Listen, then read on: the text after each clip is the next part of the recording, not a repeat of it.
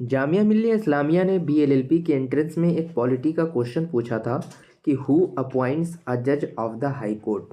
ये क्वेश्चन 2016 में पूछा गया था। इसका आंसर करने से पहले हम कुछ की फैक्ट्स जान लेते हैं। एक हाई कोर्ट के जज बनने के लिए उस मिनिमम एज क्या होनी चाहिए, जो कि कॉन्स्टिट्यूशन ने कोई फिक्स्ड नहीं किया है। रिटायरमेंट की अगर हम बात करें तो जो हाई कोर्ट का जज होता है उसके रिटायरमेंट की जो एज है वो 62 ईयर्स है। क्वालिफिकेशन की अगर हम बात करें तो must be a citizen of India, India का सिटीज़न होना चाहिए। जुडिशियल एक्सपीरियंस की अगर हम बात करें तो एक बंदा जो जुडिशियल ऑफिस में 10 ईयर्स का उसका एक्सपीरियंस होना चाहिए, या फिर एज अ एडवोकेट वो 10 ईयर्स का एक्सपीरियंस होना चाहिए। ओथ एडमिनिस्ट्रेट की बात करें तो governor of the state administrate करता है ओथ को। जैसे कि अगर यूपी का हाई कोर्ट है तो यूपी के हाई कोर्ट के जज को जो ओथ दिलाएगा वो कौन दिलाएगा? Governor of the UP, Uttar Pradesh.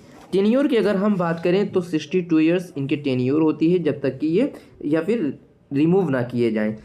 उनको रिमूव कैसे किया जाता है? इम्पीचमेंट लाकर, इम्पीचमेंट बाय द पार्लियामेंट।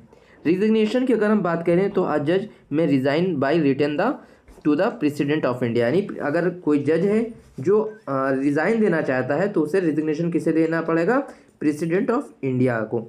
अब एक क्वेश्चन है आपसे, क्या हाई कोर्ट के जज के पास ज्यूरिडिक्शन पावर होती है, यानी कि उसे रेट इशू करने की पावर होती है या नहीं होती है? ये आप कमेंट सेक्शन में बताइएगा।